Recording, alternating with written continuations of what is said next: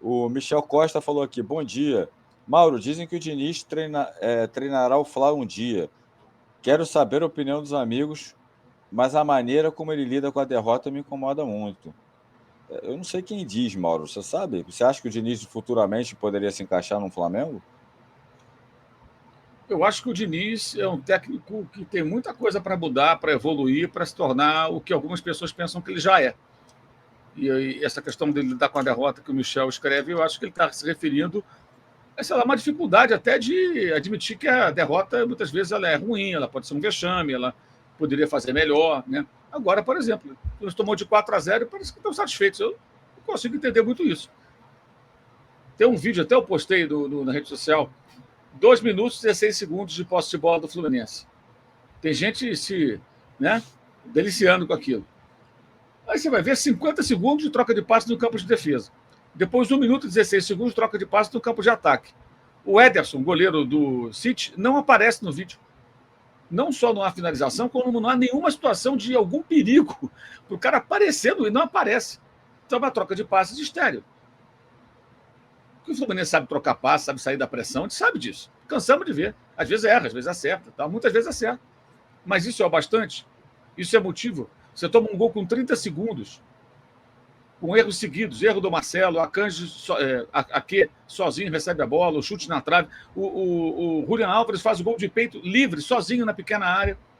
Está todo mundo concentrado, que aí é aquela coisa, não, o Diniz gosta de agrupar os jogadores num setor do campo. Está todo mundo ali, os caras do City estavam sozinhos, né? Na hora que o Marcelo erra o passe. O Marcelo, por exemplo, ele passou no fio da navalha em alguns momentos dessa temporada, de quase ser vilão. Acabou sendo no Mundial. Ou alguém esquece o escorregão que ele cai e perde a bola, o Depenha coloca o Ener Valencia na cara do gol, e o Ener Valencia perde uma das 3 claras chances que ele teve no jogo lá de Porto Alegre. Foi erro do Marcelo. E teve outros momentos. Mas muito recorte positivo, uma venda assim, de agenda positiva que acontece. Acontece com o Flamengo também, em determinados momentos. E eu acho péssimo do mesmo jeito. Então, não sei, cara, eu acho que... Eu não acho que o Diniz hoje seria um técnico para o Flamengo, hoje. Acho que não. Eu não gosto dessa ideia de o técnico preso às suas convicções. Acho que o técnico tem que ter bom senso e repertório. O que são as... Sabe, parece que as convicções Inclusive, na final... são assim, é o senhor da razão. Não, ele tem que se adequar a determinadas situações. Por que ele, do Fla-Flu da Copa do Brasil, ele não se adequou a jogar com menos um homem e não segurou o 0-0? O time se trancou. E o Flamengo não conseguiu ganhar. O Flamengo já estava melhor.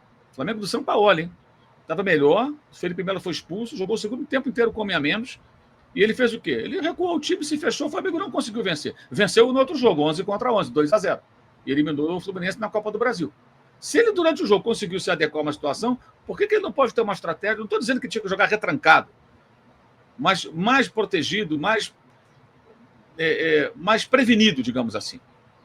Enfim, o André te definiu bem até no dia do jogo, a gente conversava, né? Parecia muito mais a proposta de vender uma ideia, um conceito de dinizismo, do que tentar ganhar o jogo. Porque difícil muito difícil. Mas tem que tentar, cara. Você está lá, o Abel Ferreira tentou fechando o time. Faltou um pouco de ousadia ali para se arriscar um pouquinho em alguns momentos e tentar um gol. Mas o Chelsea só ganhou na prorrogação, cara. Quase vai para os pênaltis. Flamengo é a mesma coisa, uma outra proposta. O Liverpool teve dificuldade em alguns momentos, mas foi melhor que o Flamengo. Mereceu ganhar.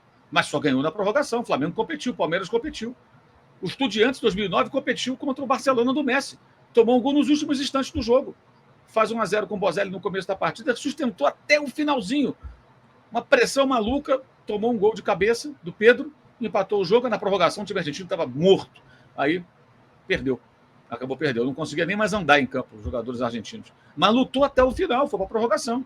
O Fluminense tomou um gol com 40 segundos, tomou de 4-0. Igual a isso, só o Santos, do Muricy, que colocou 3 zagueiros com um time que não tinha centroavante. O centroavante era o falso 9, era o Messi, 2011. Tomou um vareio. E o Muricy foi criticado na época. Olha que o Muricy conta com uma boa vontade enorme da imprensa de São Paulo. Tem gente que se recusa a falar que ele errou naquele jogo. Você percebe que a pessoa não fala.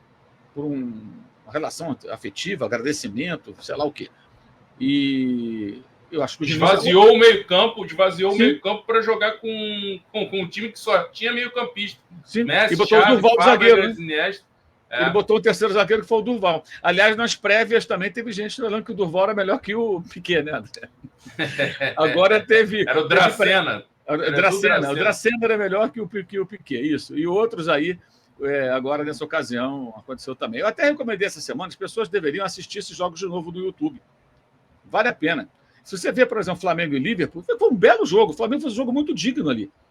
Mas faltou algo mais. Alguns jogadores importantes não entraram no jogo, a defesa dos caras era quase intransponível, eu não conseguia criar uma situação clara de gol.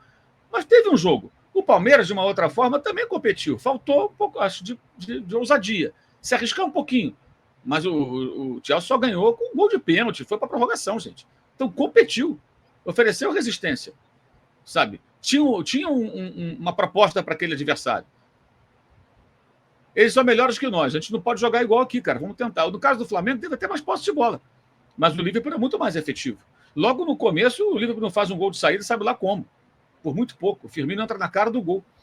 Depois o Flamengo se assenta, consegue se equilibrar. E é um bom jogo. Um jogo bem digno. Um jogo muito bom. Os dois acho que competiram. Cada um à sua maneira. O Fluminense não competiu. E o Diniz é elogiado. Eu não consigo entender, sinceramente. Mas o que importa são 15, 20 minutos de envolver o City. Não, e assim, vale mais. E esse envolver, eu acho muito discutível. A minha percepção foi de que o City, com a vantagem do placar e sabendo que esse adversário gosta de trocar passe, meio que abriu mão da posse e só correu risco numa cabeçada do Arias. Que na sequência até tem impedimento do Cano, a jogada morre. Mas a cabeçada do Arias, a bola entra, o gol vale. Foi o único momento em que o City correu algum risco. E no 3-0 tem um bom chute do John Kennedy, que o Ederson espalma, a bola passa por cima, né? Foram os dois momentos do Fluminense do jogo inteiro.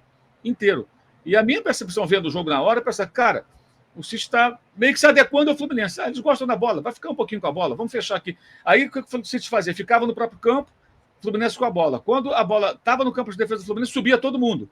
E em vários momentos eles quase tomaram a bola perto do gol para fazer um segundo gol. Me pareceu que essa era a estratégia daquele momento. Em algum momento a gente vai tomar a bola aqui, eles gostam de trocar passe da pequena área. Né? E eles ficaram fazendo aquele, como se fosse um show.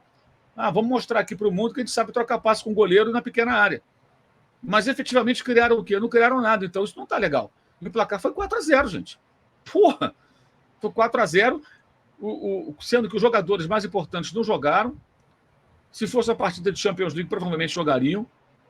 Pelo menos o Haaland e o Doku poderiam jogar. Talvez o De Bruyne entrasse no segundo tempo, se preciso fosse. No segundo tempo, ele começa a tirar os caras, começa a já poupar jogador. Peraí, não teve competição. Não teve competição. Então, aí que está. Eu acho que o Diniz, as declarações dele pós esse jogo, eu acho que são o que o Michel mandou aqui no Superchat. Como ele está lidando com a derrota. Ele lida com a derrota como se fosse uma vitória.